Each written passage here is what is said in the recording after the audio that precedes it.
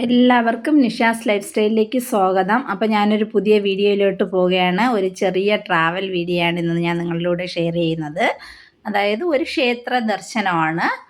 നമ്മളെ കന്യാകുമാരി ജില്ലയിലുള്ള ഒരു ക്ഷേത്രമാണ്. സ്വയം വളരുന്ന ദേവീ ക്ഷേത്രവും മൺപുറ്റിൽ കുടികൊള്ളുന്ന ഒരു ക്ഷേത്രമായ നമ്മുടെ കന്യാകുമാരി ജില്ലയിലെ മണ്ടക്കാട്ടിലെ ശ്രീ ഭഗവതി ക്ഷേത്രവും കൂട്ടത്തിൽ പാർവതി ദേവി കുടികൊള്ളുന്ന ഒരു ക്ഷേത്രമാണ്. ആ ക്ഷേത്രത്തിനോട്ട് പോകാൻ എൻ്റെ വീട്ടിൽ നിന്നും 25 കിലോമീറ്റർ ഡിസ്റ്റൻസ് ഉണ്ട്. അതായത് 1 മണിക്കൂറോളം എനിക്ക് യാത്ര ചെയ്യണം ആ ക്ഷേത്രത്തിലോട്ട് എത്തിച്ചേരാൻ. ഇപ്പോൾ ആ ക്ഷേത്രത്തിൽ ഉത്സവം നടക്കുകയാണ്. കുംഭമാസത്തിലെ അവസാനത്തെ ചൊവ്വാഴ്ചയാണ് കുടമഹോത്സവമായിട്ട് നടക്കുന്നത്. അപ്പോൾ ഇവിടെ രാപ്പകലില്ലാതെ പൊങ്കാലയിട്ട് സമർപ്പിക്കുന്ന ഒരു ക്ഷേത്രം കൂടെയാണ് നമ്മുടെ മണ്ടക്കാട്ടിലെ ശ്രീ ഭഗവതി ക്ഷേത്രം. അപ്പോൾ ഞാനും പൊങ്കാലയിടാനായിട്ട് എത്തിച്ചേരാൻ തിരുവനന്തപുരം ജില്ലയിലെ ദേശീയപാത വഴിയും പോകാം, ബീച്ച് റോഡ് വഴിയും പോകാം. അപ്പോൾ ഞാൻ ബീച്ച് റോഡ് വഴിയാണ് എത്തിച്ചേർന്നത്. ഞാനിപ്പോൾ ക്ഷേത്ര പരിസരത്ത് എത്തിക്കഴിഞ്ഞു. 15 അടി ഉയരമുള്ള ചിതൽപുറ്റാണ് ഇവിടുത്തെ പ്രധാന ദേവീ പ്രതിഷ്ഠ. അതായത് ഭഗവതി ദേവിയാണ്. കടൽ തീരത്തോട് ചേർന്നിരിക്കുന്ന ഈ ക്ഷേത്രം സന്ദർശിക്കുവാൻ തമിഴ്നാട്ടിൽ നിന്നും കേരളത്തിൽ നിന്നും ഒത്തിരി ഭക്തജനങ്ങൾ ഇവിടെ വരുന്നുണ്ട്. വൻ തിരക്ക് തന്നെ നമുക്ക് കാണാൻ സാധിക്കുന്നതാണ്. കുടമഹോത്സവത്തോടനുബന്ധിച്ച് വലിയ പടുക്ക, ഒടുക്കുപൂജ, ഏട്ടൻകുട, ഭരണിക്കുട എന്നീ വിശേഷ പൂജയും നടക്കുന്ന ക്ഷേത്രം കൂടെയാണ് നമ്മുടെ മണ്ടക്കാട്ടിലെ ശ്രീ ഭഗവതി ക്ഷേത്രം. പ്രത്യേകത കൂടിയുള്ള ഒരു ക്ഷേത്രം കൂടിയാണ് നമ്മുടെ മണ്ടക്കാട്ട് ശ്രീ ഭഗവതി ക്ഷേത്രം. അതായത് ഉത്സവ സമയത്ത് ക്ഷേത്രപ്പറമ്പിൽ മാംസാഹാരം പാകം ചെയ്ത് കഴിക്കുന്നതിനും വിലക്കുകളില്ല എന്നുള്ളതും ഇവിടുത്തെ പ്രത്യേകത കൂടെയാണ്. ഇത് ക്ഷേത്രത്തിനോടടുത്ത് കാണുന്ന കടൽ തീരമാണ്. അപ്പോൾ ക്ഷേത്രത്തിലെ ദേവിയെ ദർശനത്തിന് പോകുന്നതിന് മുമ്പ് നമ്മുടെ ഈ കടൽ തീർത്ഥം എടുത്ത് കാലും കൈയുമെല്ലാം ദേഹശുദ്ധി ചെയ്തതിന് ശേഷം മാത്രമാണ് നമ്മുടെ ദേവിയെ ദർശനത്തിനായിട്ട് ദേവിയുടെ അടുത്ത് പോകുന്നത്. അപ്പോൾ ആദ്യം തന്നെ വരുന്ന ഭക്തജനങ്ങളെല്ലാം കടൽ തീരത്ത് വന്ന് തീർത്ഥം എടുത്ത് ദേഹശുദ്ധി ചെയ്തതിന് ശേഷം മാത്രമാണ് നമ്മുടെ ദേവിയെ ദർശനത്തിനായിട്ട് ഭഗവതിയുടെ അടുത്ത് ചെല്ലുന്നത്. അപ്പോൾ ആ കാഴ്ചയാണ് നമ്മളിതാ കണ്ടുകൊണ്ടിരിക്കുന്നത്. കടൽ തീരത്തിൻ്റെ ഒത്തിരി അടുത്തോട്ടൊന്നും പോകാൻ പറ്റത്തില്ല. അവർ കയറെല്ലാം കെട്ടി വച്ചിട്ടുണ്ട്. കാരണം കടൽക്ഷോഭം ഉണ്ടാകുമെന്ന് കരുതിയായിരിക്കണം. കണ്ടോ, ആ കാഴ്ചയാണ് നിങ്ങളിതാ കണ്ടുകൊണ്ടിരിക്കുന്നത്. മണ്ടക്കാട്ടിലെ ദേവി ഇവിടെ ഉത്ഭവിച്ചത് ഇങ്ങനെയാണ് പറയപ്പെടുന്നത്.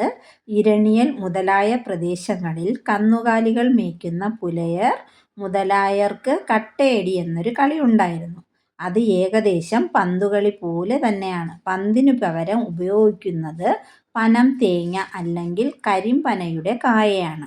കന്നുകാലിയെ മേയ്ക്കുന്നവർ 2 ഭാഗമായി നിന്ന് മധ്യഭാഗത്ത് നിന്ന് പനം തേങ്ങയിട്ട് അങ്ങോട്ടും ഇങ്ങോട്ടും ഇട്ടടിച്ച് കളിക്കുന്നതായിരുന്നു ആ കളി. ആ ദിക്കുകളിൽ കൊച്ചു ബാലന്മാർ കളിക്കുന്ന സാധാരണമായിട്ടുള്ള ഒരു കളിയാണ്. ഒരിക്കൽ അങ്ങനെ അടിച്ച പനം തേങ്ങ അവിടുത്തെ ചിതൽപുറ്റിൽ കൊള്ളുകയും പുറ്റ് കുറച്ച് പൊട്ടുകയും ആ പൊട്ടിയ ഭാഗത്ത് രക്തം പ്രവഹിക്കുകയും ചെയ്തു. കളിച്ചു കൊണ്ടിരുന്ന പുലയർ ആ രക്തപ്രവാഹം കണ്ട് ഭയപ്പെടുകയുണ്ടായി. ആ ബാലന്മാർ ഉറക്കെ നിലവിളിച്ചു. ചിലർ ബോധം കെട്ട് അവിടെ തന്നെ വീഴുകയും ചെയ്തു. ഈ കാഴ്ച അറിഞ്ഞ് ജനങ്ങൾ കാണാനെത്തി. അങ്ങനെ അപ്പോഴും രക്തപ്രവാഹം തുടർന്നിട്ടേയിരുന്നു ചിതൽപുറ്റിൽ നിന്നും.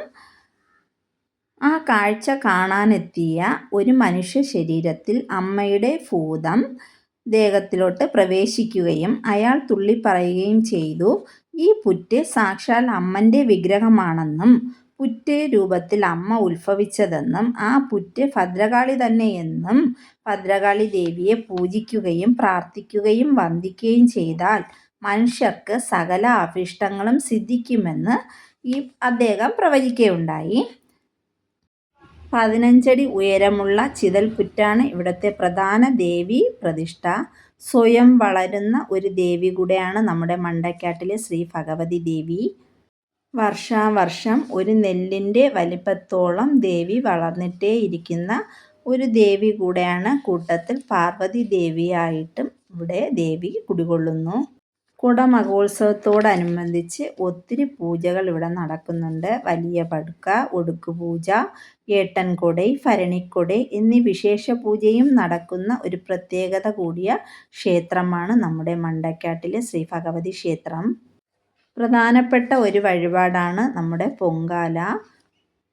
ലക്ഷക്കണക്കിന് ഭക്തജനങ്ങളാണ് അമ്മയ്ക്ക് പൊങ്കാലയിട്ട് സമർപ്പിക്കുന്നത്. കൂട്ടത്തിൽ കേരളത്തിലുള്ള ഒത്തിരി ഭക്തജനങ്ങളുടെ തിരക്ക് തന്നെ നമുക്ക് ഈ മണ്ടക്കാട്ടമ്മയുടെ മുന്നിൽ കാണാൻ സാധിക്കും. അവർ വ്രതം നോറ്റ് ഇരുമുടി കെട്ടുമായിട്ട് ദേവിക്ക് പൊങ്കാല സമർപ്പിക്കേണ്ട സാധനമായിട്ടാണ് അമ്മയുടെ മുന്നിലോട്ട് എത്തുന്നത്. ഒത്തിരി ജനങ്ങളുടെ വിശ്വാസം അമ്മയുടെ തിരുനടയിൽ പ്രധാനപ്പെട്ട ഒരു വിശേഷം കൂടെയാണ് പൊങ്കാല സമർപ്പിക്കൽ. അപ്പോൾ ഞാനും പൊങ്കാല ഇടുന്നുണ്ട്. അപ്പോൾ നമുക്ക് ആ കാഴ്ചയിലോട്ട് പോകാം. ഇവിടെ വേറൊരു പ്രത്യേകത കൂടെയുണ്ട്. നമ്മൾ പൊങ്കാല ഇട്ട് കഴിഞ്ഞാൽ നമ്മൾ തന്നെ ദീപാരാധന ചെയ്ത് നേദിച്ച് നിവേദ്യം സമർപ്പിക്കണം. ദേവിയെ സങ്കല്പിച്ച് പ്രാർത്ഥിച്ച് നമ്മൾ തന്നെ സ്വയം നിവേദിക്കണം. കാരണം ഇവിടെ പോറ്റിയൊന്നും വരില്ല നിവേദ്യത്തിനായിട്ട്. അങ്ങനെ ഒരു പ്രത്യേകത കൂടെ ഉള്ള ഒരു ക്ഷേത്രം കൂടെയാണ്. ഇനി അടുപ്പിന് ചുറ്റുമായിട്ട് കർപ്പൂരം എല്ലാം കൊളുത്തി വച്ച് നമുക്ക് നിവേദ്യം ഇറക്കാവുന്നതാണ്. നമുക്ക് നിവേദ്യം ദേവിക്ക് സങ്കല്പിച്ച് വയ്ക്കാവുന്നതാണ്. അങ്ങനെ എൻ്റെ പ്രാർത്ഥനയെല്ലാം കഴിഞ്ഞ് ഞാനും തിരിച്ച് മടങ്ങുകയാണ്. ദേവിയുടെ എല്ലാം പ്രാർത്ഥിച്ചതിന് ശേഷം അടുത്ത വർഷം ഇതുപോലെ എനിക്കും വന്ന് അമ്മയുടെ മുന്നിൽ പൊങ്കാല സമർപ്പിക്കണമേ എന്നുള്ള പ്രാർത്ഥനയോടെ അമ്മേ ശരണം, ദേവീ ശരണം പറഞ്ഞിട്ട് ഞാനും യാത്ര തിരിക്കുകയാണ്. അപ്പോൾ ഇതാണ് ഇന്നത്തെ എൻ്റെ വീഡിയോ ഇഷ്ടമായെങ്കിൽ എല്ലാവരും ഒന്ന് സബ്സ്ക്രൈബ് ചെയ്ത് ലൈക്ക് ചെയ്യണേ. Okay, thank you, bye bye. അടുത്ത നല്ല